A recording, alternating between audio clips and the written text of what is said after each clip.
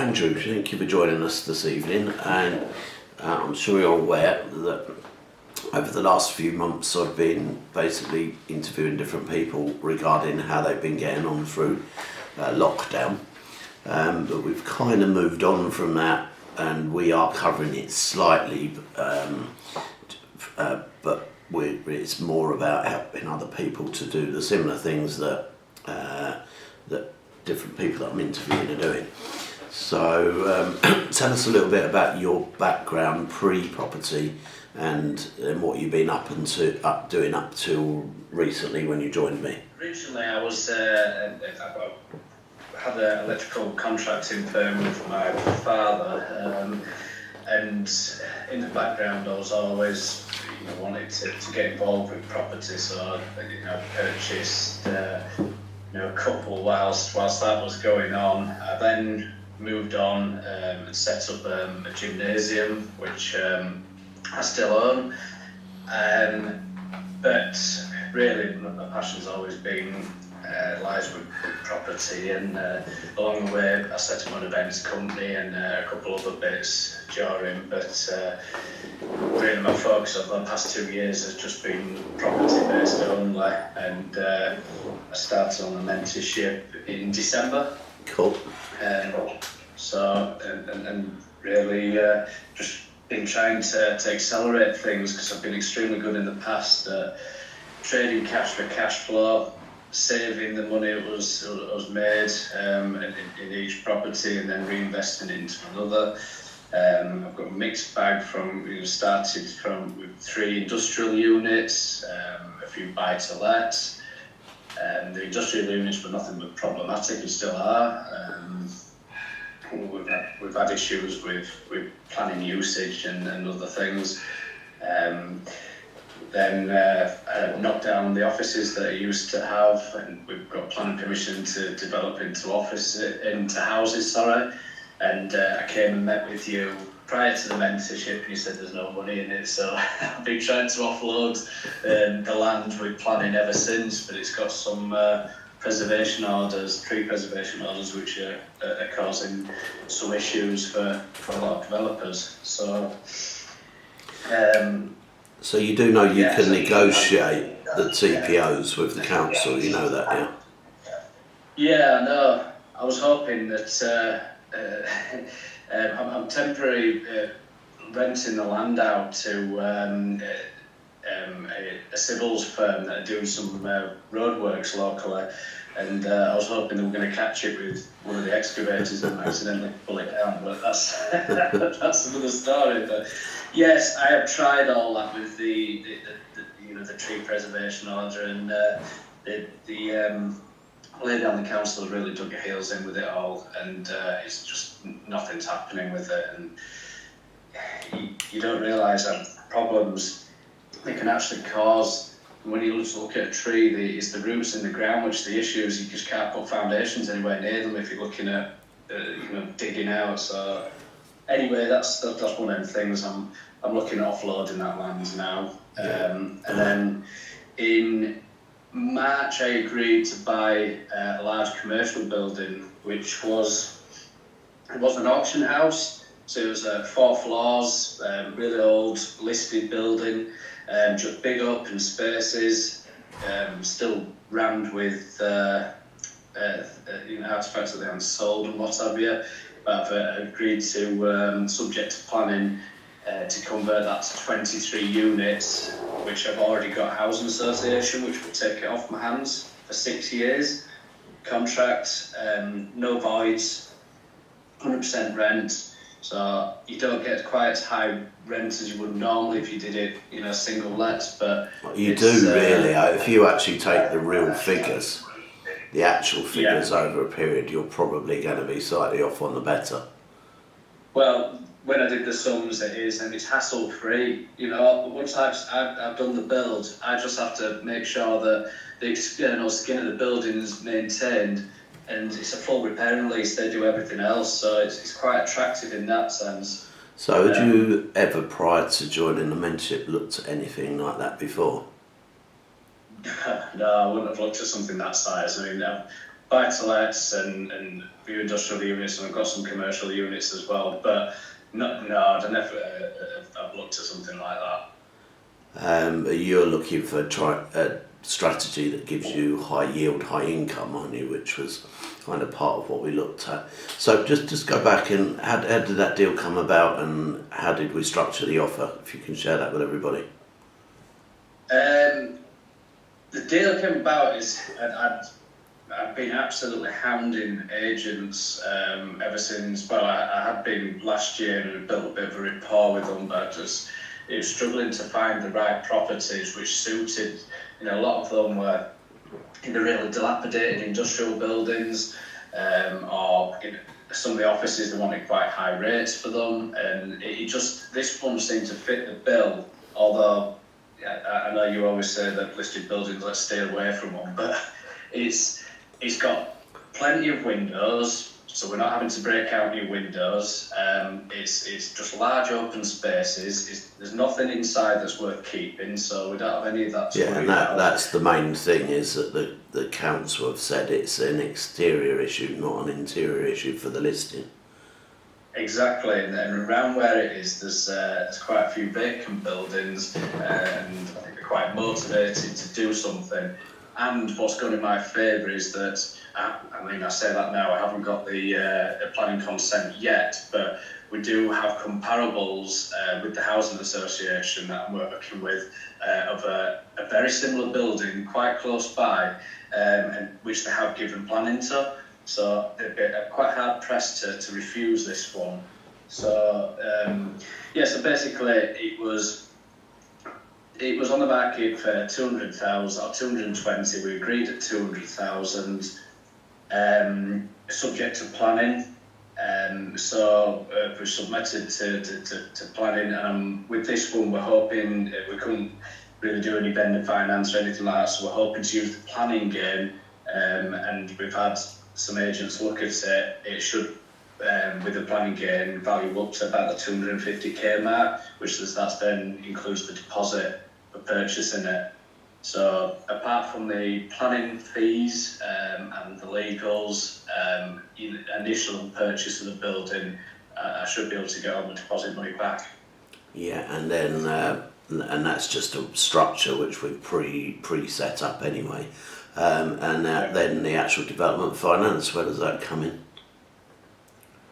So we're looking at 100% development finance, and that comes in at 288,000, which I've had a quantity surveyor and builder price it. I mean, we might fluctuate ever so slightly once we've actually finally got planning, but it works out at around £12,500 per unit conversion cost. So what's that going to leave numbers wise and in total? So the total cost for the entire build and purchase is 488,000, with yields that will be coming in, it's about 78k. So it's about 15% gross return on investment. And once you, your exit strategy will be to refinance it, and if you've had pre-valuations on that, haven't you, for your exit strategy? Yeah, so it'll be revalue once everything's complete, and I should be with the repayments at about 6%, be about 30k per annum repayments. So I walk away with about 48k in my back pocket, really. For an outlay of how much? Planning costs £10,000 and legal's about £2,000. So 12 grand out, nothing else, everything else covered. So you pay out 12 grand and end up with a property with close to £500,000 value. The exit strategy, the end value is more than enough to pay. Is it giving you any cash back at the end when you refinance? I haven't looked at doing that now. I've literally just looked at because the problem is with the housing association thing is one thing that we discussed is some lenders and brokers are wary with it, even though it's essentially a lot better than any standard AST that you'd have, because you guarantee for 6 years, but just some of them are a bit twitchy about it. So Yeah. I've just worked the numbers out on literally refinancing on what's been the cash employed really. Okay, so you're going to end up for a 12 grand outlay with around 40 to 50,000 pound a year profit. Yeah. Pretty much for life. Hopefully so, yeah. Okay, so now moving on to the second one that you've done. So the one that we've been structuring recently. Yes, yeah. Yeah. So this is a block of self-contained flats, 51 of them, which all but 3 are currently let at the moment. This one is it was a motivated seller, shall we say, and it was on the market for 2.3, but they reduced it down to 2.2 million. So you and I, Glenn, called them up and tried to structure something that they can a vendor finance package, so whether we would purchase it for more than the actual headline figure that they're proposing. We propose to purchase it for 2.4 million, but where the vendor actually buys shares in the company, because we've set it up into its own limited company. Oh, sorry, no, actually, this one is already in its own limited company, so the benefits of that is you only pay 0.5% stamp duty, but it's only £12,000, as opposed to normal stamp would be on that price over 200k. Yeah. Mm-hmm. So we're looking at purchasing at 2.4 million. I've already had it valued by an agent locally. He split it up into every self-contained flat and what the value would be per flat. This is a commercial agent, by the way, just so people are aware that they're actually valuers as well, not just an estate agent giving you, high ridiculous figures. Yes, it is, yeah. And they basically gave me what it should sell at, and then if you wanted to plug them quick price, I worked everything out on the lower value, just so that the figures are a bit more tangible, and it works out that the entire plot's worth 3 million. So, as I said before, we're looking at purchasing at 2.4, but we're structuring it so that the vendor buys 25% shares on day one in the company, so he essentially puts 600k back into the limited company. And then you're going to pay him back over a period of 100 months? Yes, that's correct, at £6,000 a month, so basically we're buying the shares back off him. But if you were to split title on it and sell them all individually, and pay the bank back first, if we get that pre-agreed with the bank to allow us to do that, and then pay them out their balance second, that's going to leave you with a reasonable profit if you sell them all. Of how much? I mean, at first, if we just keep things running as they are and don't sell any of the units off, we'll be walking away with about £3,000 a month profit. If we start to sell them off, it increase heavily with that, and it just depends on how many units we do sell off, really. But what I've said to you is that if you were to sell them all off, you're going to end up with about £500,000 profit in your pocket, pre-tax, yeah, it will be, yeah. And that's far more valuable to you than £3,000 a month. No, of course it is, yeah. And just the guys is struggling financially, is wanting to get this done quick, which then works in our favour, because when we spoke to him, Glenn, we're putting certain things that we can help with his finances going forward, and we've offered him an upfront exchange payment, haven't we? That what my technical term for that is fuck off money, but to help him out of his current situation. Certainly. Okay. So then that was one I actually helped you negotiate with the vendor. Yeah. Okay, and the last deal that you've been looking at?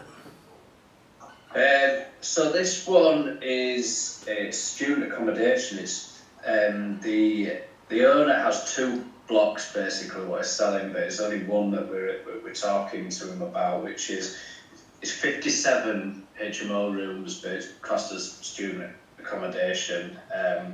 Quite nice inside, really nice, fits out what they've done, and he's trying to offload it, and this one he's wanting, well, it's up for 1.9 million, but we're proposing to purchase at 2 million. But I've had values of that given between the 2.1 and the 2.2 million. If you were to split it up and have it as like cluster flats or a large HMO. So difference with this one though, we're going to having to be a bit creative with the numbers because it's an asset sale, not a limited company sale. So the stamp duty is 198,750. Hey, could you be a bit more specific than that? Yes, yeah. Well, it's a bitter pill to chew, is that one? But yeah, but what I haven't said to you yet is that although once we get the other bit agreed, we'll then go back and pop up the purchase price a little bit and get that covered in there. Quite, yeah, and also everything's subject to surveys and valuations, isn't it? So there might be a bit of wiggle room there as well. So this one, the current revenue brings in 230k per annum. We discussed, didn't we, going about the future of student lets. I do know in the area that this is in that this could be split up and just let out as HMO. But I also have another strategy that I could pitch this out to the housing association that I'm working with as well. So there's a number of avenues we can go with this, as well as the student lets. But if universities decide to all go online, it's going to shoot that in the foot, isn't it? But at the moment, it's bringing 230k per annum. That's fully let. But we don't think, after our research and some what I call Goldmine ads, to see what response you've had very good response for the HMO rooms, haven't you? So we don't foresee problems renting them out on a normal basis. No, 100%. Basically, I just stole the pictures off the marketing info that I'd been sent from the agent. I ran it on spare room at a couple of different price points and just sat and waited for the interest, and I got all sorts of plenty of interest. There's a lot more than any ads I've ran before, so I'm not over worried about being able to let the room, to be honest. May also mean that you can tweak the price up a little bit. So you've been with me since December. Obviously we were held up quite a bit during the lockdown period, but it's been quite a productive few months for you, really, from what you've found and deals you've got coming through at the moment. Before I start asking questions of everybody and we start having questions typed in boxes and thrown at you, which will start in a minute, would you recap? I know you're on my private client, which is a little bit different to my mentoring, which is not the cheapest thing in the world, because it's with the VAT it comes to £30,000. What would you say about the cost you've paid for the private client compared to the deals you're doing now, compared to what you used to be doing? Well, yeah, it's a lot of money, but just one of these coming off, it's paid for itself, hasn't it? So, you've got to put the time and the effort in, and there's an awful lot of that, and it's been a real slog through lockdown because there's just been no stock coming forwards and agents just down tools. But it's, I think like I say, if just one of these comes off, and the auction house I was telling you about is already happening anyway. Fingers crossed I get planning permission, but it's happening. So I'm already better off with that one, and I'm seeing the return on my investment essentially. So it has been money well spent. Thank you. Right, so let's start looking at any questions anybody's got. Okay. Ali, we're not going to talk about the areas that they're in right now because they're not 100% finalised. So yeah, they're for me.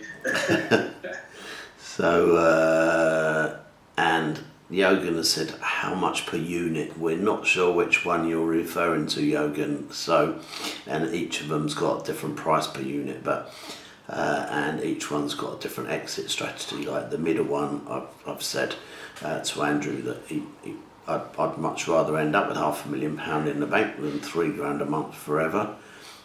Because of what you can do with £500,000, you can, in the long run, doing these type of things, you can make far more money because you don't need so much funding, or you can do bigger deals.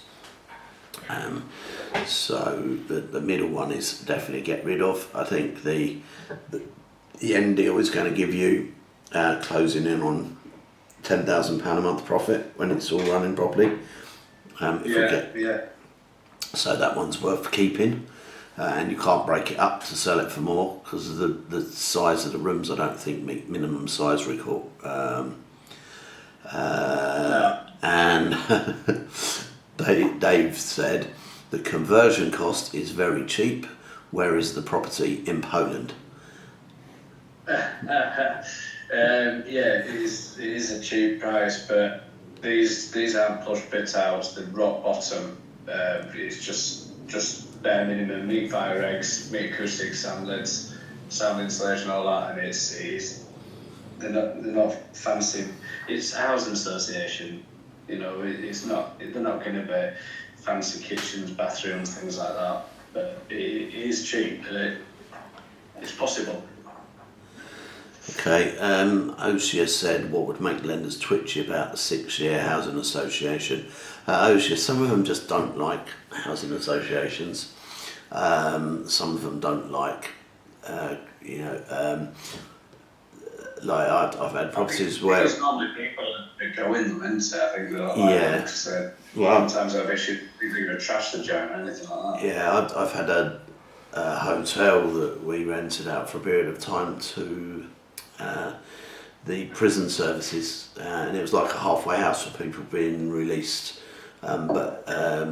And the banks were very funny about that. Although I was getting nearly triple normal room rent, the banks were really funny about it. But we actually had one prison representative actually living in one of the rooms, which they wanted for free as part of the deal.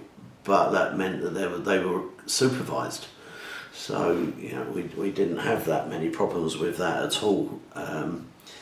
But different lenders have got different ideas about different things. So it's almost like housing benefit, housing association. But I think.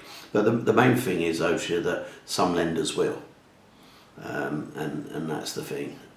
And that they'll value it based on the fact that they are done like that rather than done normally. But as Andrew said, he's not going to get quite as much per month as market rate, but he's not going to have the hassle, and it actually probably means you're not going to have agency fees as well. Yeah, sure. It's literally I hand over the keys, sign the agreement, don't talk to me for 6 years. Yeah, and make sure it's nice when I take it back over. Well, it's full repairing lease. They've got to put it back to what it was as it was before. So all good. And they'll probably extend it anyway. Venu says, please explain again how the stamp duty is only 0.5%.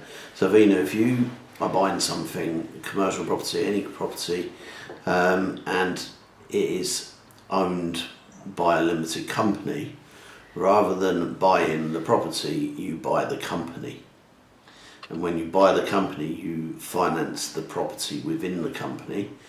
So that gives you the money to buy it. However, the buy-in a company is at 0.5%, whatever the cost of the company.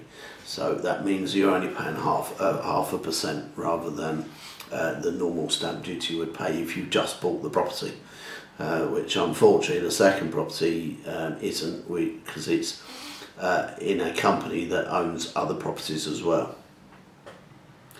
So that's why it's good. 9.9% plus the purchase of the, okay, so 2 million. Yeah, and that's why whenever you're doing like multiple properties, and like Andrew's buying 3 different properties, he's better off to put each one of them in its own SPV, so if ever he's going to sell it, that person is only going to pay the 0.5% stamp, and therefore it's much easier to sell. Yeah.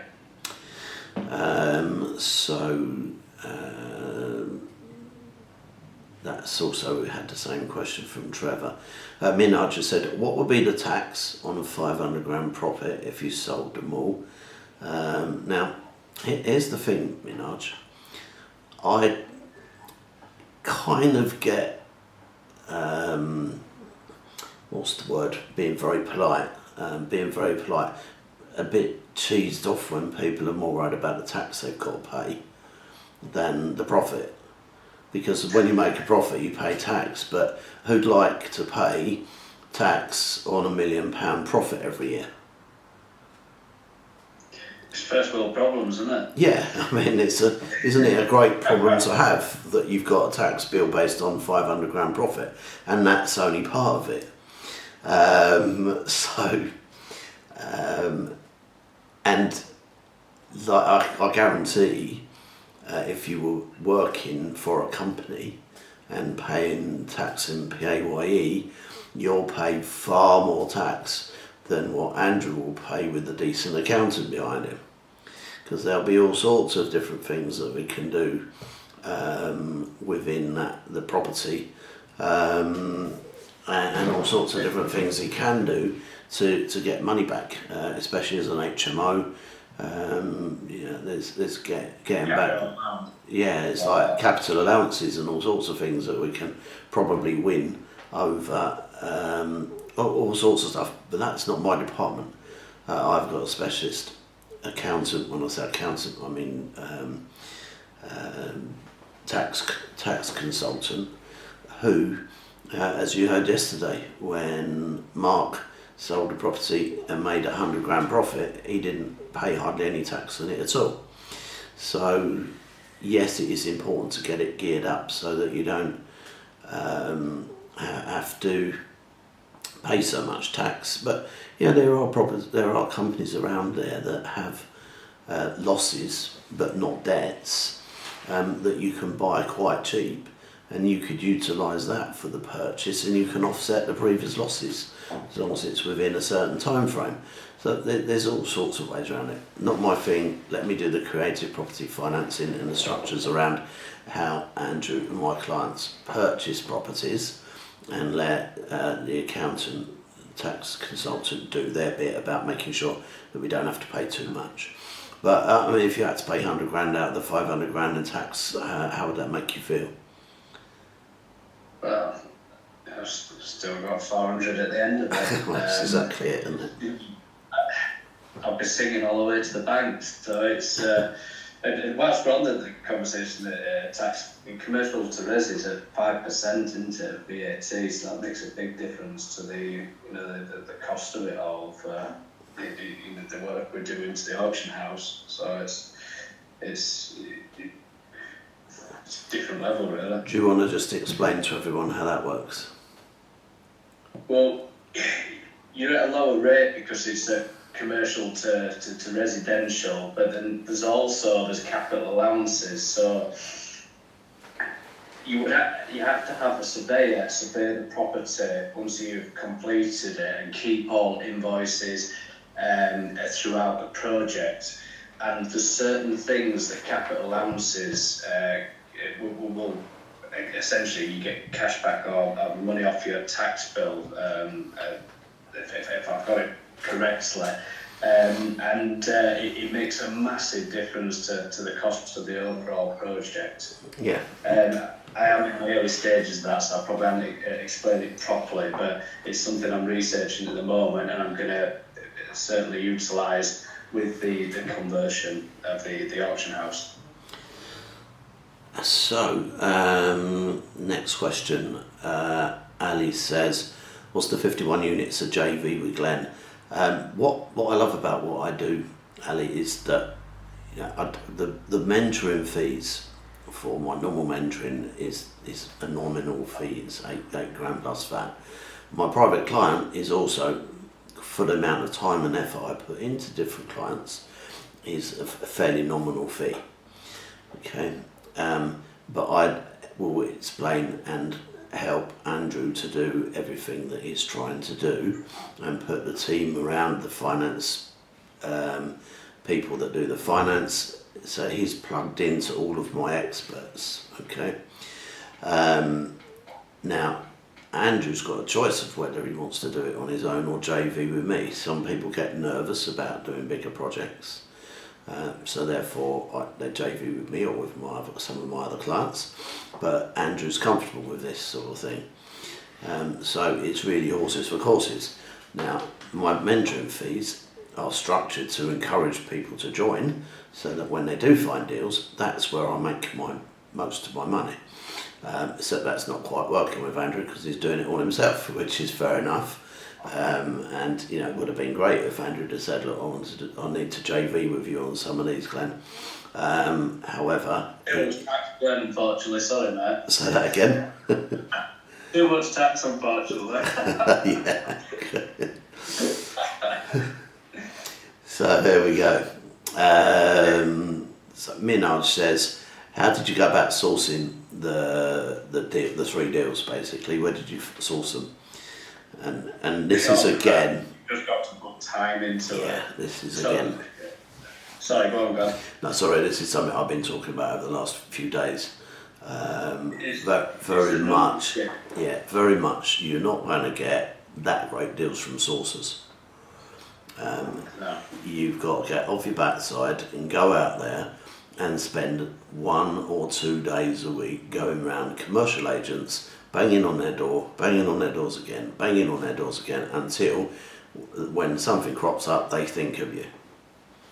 And that way, you're going to get stuff that's not necessarily been put on the market, and you're going to get offered stuff first before it goes on the market. And if you want it, it will never go on the market. So it's legwork, and it's all what I'm pretty sure when I sat down with you, Andrew, I told you exactly what you needed to do to find this type of deals. Yeah, certainly. And especially through lockdown, but in general, it can get quite disheartening seeing when you do find some properties, you run the numbers and seem to think it works. You either get gazumped and someone else buys it and puts a larger offer in, or you can't get the deal across the line, they take it off the market, and all these things have happened, and it's just keep plugging away with it. That's the only thing you've got to, and eventually one or two will come off. Yeah, and if these deals come off, you're going to be £500,000 and more than 10 grand, £500,000 of cash, less tax, and 10 grand plus per month better off, less tax. Yeah. Which isn't bad for a year's work, is it? No, certainly when not, you put it into reality, and pays far more than being an electrical fitter. Well, yeah, and the buy-to-lets, I mean, there's nothing wrong with buy-to-lets, but I just found with the when I was getting them below market value, and by the time I finished renovating and the time it took, it was just it was a long game and a slow turnaround, which and then we had problematic tenants not paying and things like that. It's not saying not to do that, I'm just saying for me it was I prefer to do this type of strategy, which is you just need one of these, and it's a different level then. Yeah, it's life changing, isn't it, for people? So Oliver says, how did you get in touch with the housing association? How did you find out about them? Believe it or not, I got in touch with the council about HMOs trying to buy it, and this guy on the council just sent me the details, and I think, to be honest, I need to buy him a bottle of wine at Christmas, I think. It was just totally random. And ever since then, I've had quite a good relationship. I've brought a few properties to them, talked, whether they'd work or not, and try to build something that's not totally bespoke if they do only see the 6 years through, that I can use it for a different use. But from what they've said to me is that at the end of the 6 years, they've never given any properties back. They're desperate for stock. So for me, it's positive as long as we keep a good relationship going. Yeah, cool. Oliver said, our housing association is easy to deal with. And are there any that you can recommend? I think this is the thing, Oliver, that if you have a property that you think you can use for housing associations, drop me an email, info@glenarmstrong.com, and I'll try and plug you in based on your area to the right information. Okay, Christos, one of my regular speakers on here, has commented on the 6th year, or on the lenders not liking housing associations. He says lenders also don't like being tied into a 6-year contract in case they need to repossess, and then it's harder for them to evict the tenants. Yeah. So Venu's commented on the 0.5% stamp, and he said, it's TOGC, which he said transfer of a going concern. So that's that. Dave said, apart from the 32 grand that he gave you, it's 30, Dave, not 32, but 30, how much cash pot did he need for these deals? Well, the auction house to date, what I've spent is literally the architects. I haven't even paid anything to the solicitor and the planning, so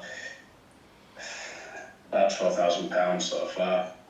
But I will need the deposit, which is 50k, and the legals. But as I said earlier, if I'm able to, once we've got the planning, we will get it valued and use the planning game as the deposit. I won't need the deposit money. So, once we've got it all in the setup and once we get to the building stage, we'll then refinance the development loan then. So I'll probably be exposed for about £12,000, maybe 15 max. Which is amazing for the end result, isn't it? Because what's the end value of the 3 buildings? Of all of them? Mm-hmm.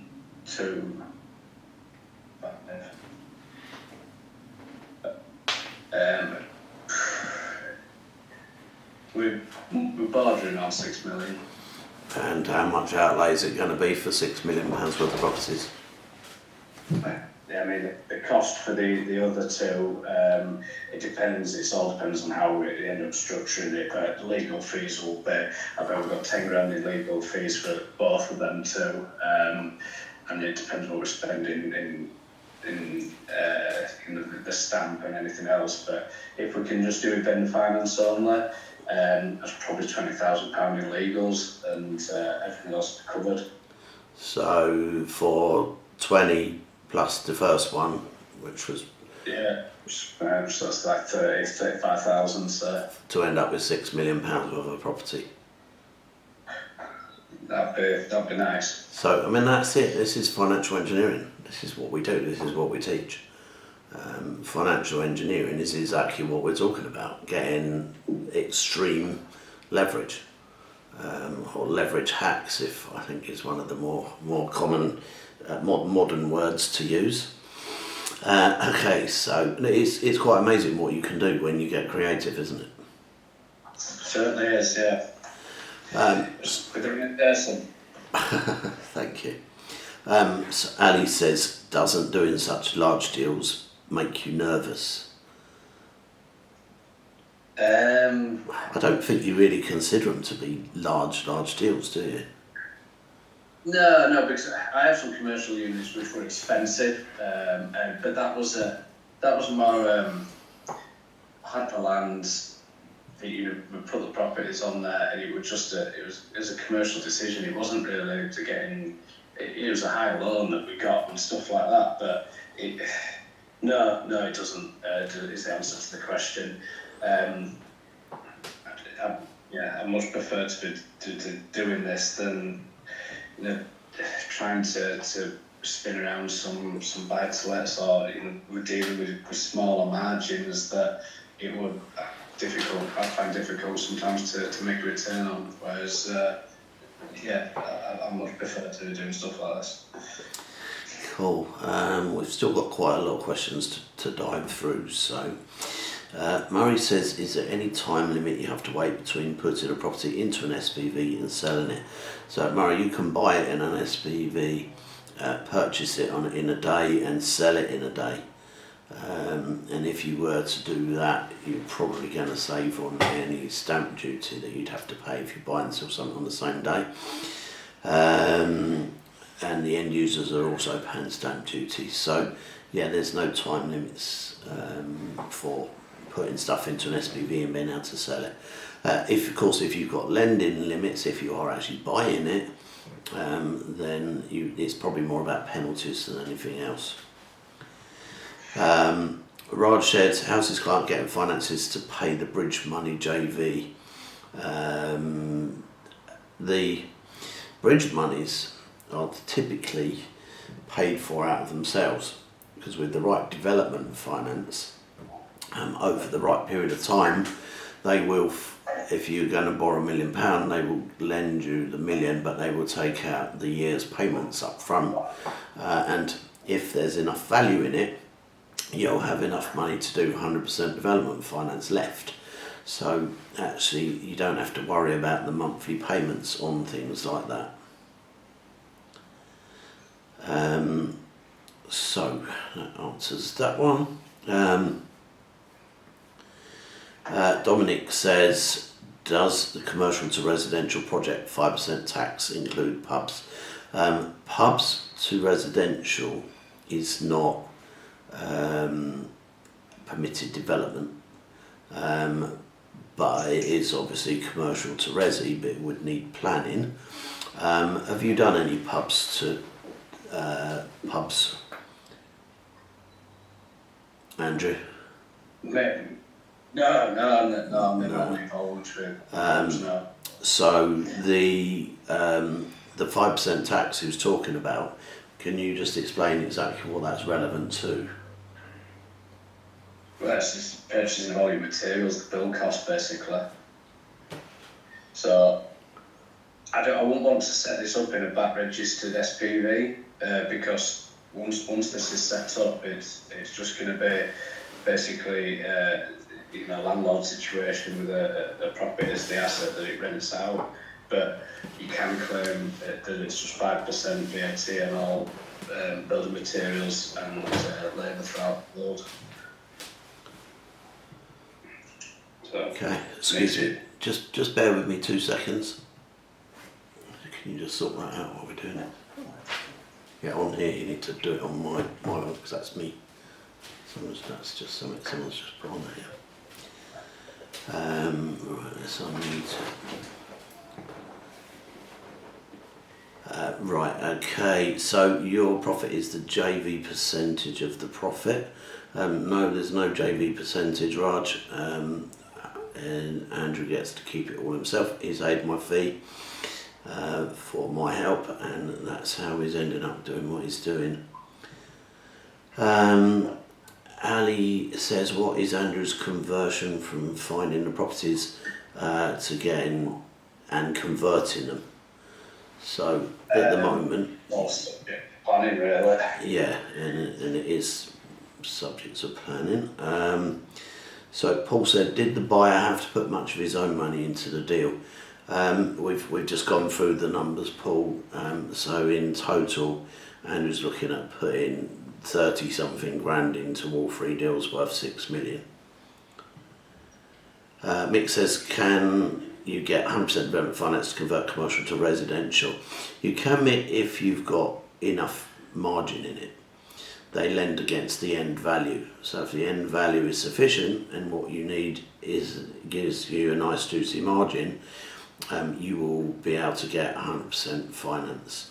If you're building from a plot and the plot doesn't have finance, you'll get 100% finance and they'll pay you up front for the first bit. But if the plot has finance, you'll have to do the first bit and then they'll pay you it back, ready for you to do the second bit. Paul says will also be problems with refinancing with DSS tenants. Paul, big difference between kind of renting to a housing association and renting direct to DSS tenants. So it's just finding a lender who's happy with with the housing association in there. So once the housing association leaves, then it'll all be left. Osha said, have either of you considered rent to buy as a win-win strategy? Osha, if I have done rent to buy stuff with, or help my clients do rent to buy stuff, and some of them they're actually rent to sell. A lot of my clients do rent to sell, so they get an option to buy, which is like a lease option basically. They rent it, they pay the monthly rent, and they do it up with permission of the lender, and because the paperwork's set up the right way, they're able to sell it at a profit and keep the profit. So that's more what we look at doing. This is kind of what I call financial engineering. I mean, this weekend, in 2 weeks' time, Friday, Saturday, Sunday, I'm running a whole day on how to do all this stuff. And I know, Andrew, you started up on my 4-day course rather than on the 3-day Zoom because we can't do face-to-face. But I think I go through the actual concept of the strategies, don't I, on the 4-day and on the Zoom course. Oh, yeah. But I say, I don't think even if you recorded it and took notes, that it would be able to deal with every single thing that's thrown up. So my whole teaching thing is all about teaching you how to do it, teaching you how to find it, and then holding your hand through the mentoring program while you're doing it. And you know, in Andrew's case and my normal clients, not just my private clients, I've actually negotiated with the agents or direct with the vendors on Andrew's behalf. So we've had 3-way conversations. How have you found the 3-way conversations, Andrew? It's really good and interesting to hear the way that you put it to them, and as you said, the 4-day course, it wouldn't do that necessarily, and there's a lot of points that are put forward, that the grant put forward, that which it gets the vendor or the agent, it tickles their interest, and rather than just putting a vendor finance deal to them, 9 times out of 10 they don't understand it, even when you break it down and explain it to them, but just drop little snippets in there and you can see, even as on the telephone, you can kind of hear the inspector, really. You can hear so it's different. And then it's amazing, you can say exactly the same thing in a way where they would never accept the deal, and give them the same, make the offer in a way, if you word it right, it's totally different. And I think that is, for me, one of the biggest advantages for the mentees, is that not teaching them something like go and do a delayed completion and then go and negotiate it with an agent. I actually, when they're with the agent, negotiate it for them, because it's I'm going to be modest here, I'm good at the negotiation part of things, and anybody who's listened to me do negotiation will, I'm pretty sure, agree with me. That's your cue, Andrew, to go. Yes, Glenn. Sorry, yes, of course, Glenn, yeah. Okay, thank you. Okay, Jimmy says, what would your strategy be if you had to start your property journey again with a 40 grand pot? Jimmy, I don't know where in the country you are. I don't know how much time you've got to put into the property. I would say that my honest advice, and it's total biased, would be to get on the 3-day Zoom. It's like 97 quid, and let me explain an overview of the strategies that we teach that you could potentially do, and then the mentoring program, which is 8,000 plus VAT, will then hold your hand, and like you said, you could end up just like Andrew doing 3 deals with the 30 grand you got left that are worth £6 million. I mean, Andrew is an exception, but there are a lot of my clients doing very similar stuff. It's exceptional that Andrew's doing three deals in at the period of time that he's doing them in. So I'd advise you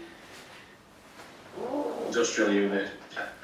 The one's not the best at the moment either. None of them are paying. Okay, cool. So yeah, Venu's just added that the low VAT of 5% as opposed to 20% is applicable when the contractor buys all the material rather than the company itself. You have to keep full contracts including materials, and it is potentially that we set up their own company to do the contracting. So but that's again, it's something that's got to be looked at on each thing. Ali said, what date is the 3-day Zoom? It's the last Friday, Saturday and Sunday of the month, Ali. I think it is not next Friday, it's the Friday after. So it's 2 weeks tomorrow. And all you do is just send an email to info@glenarmstrong.com. Just say, can I have details on the 3-day Zoom? It's £97 plus VAT, and if you want to do this sort of stuff, it'll be one of the best 97 quid you've ever spent. Osha said, what is your background, Andrew? I think Electrical contracting. I've that was what I originally started as.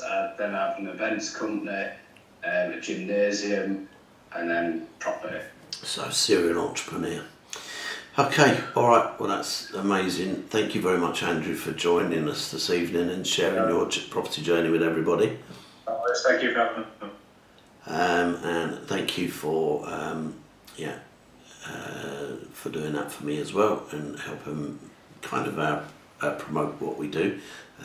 But it's just I enjoy doing this because it kind of shows everybody that it's real and you can go and do it, and you know, you don't need millions of pounds to make millions of pounds if you do it right. So thanks for everyone for joining us this evening. Our mortgage broker is back tomorrow. Next week I'm going to talk, because I'm actually having a week off, so I'm going away. I'm under the threat of death from my wife if I get involved with any business while I'm away. So she doesn't want me making phone calls or doing emails, and that's fair enough. I'm going to have a week off, first week for a long while. So I'm going to ask Christos if I can have some feedback there. If you'd like Christos to do some of the webinars next week rather than not do any, or we can wait a week. So a quick bit of feedback would be great. Thanks very much, everybody, and have a great evening. And please make sure you stay safe. Please do not get complacent. Thanks very much, Andrew. I will speak with you very soon. Cheers, then. Right. Cheers. Thanks. Bye.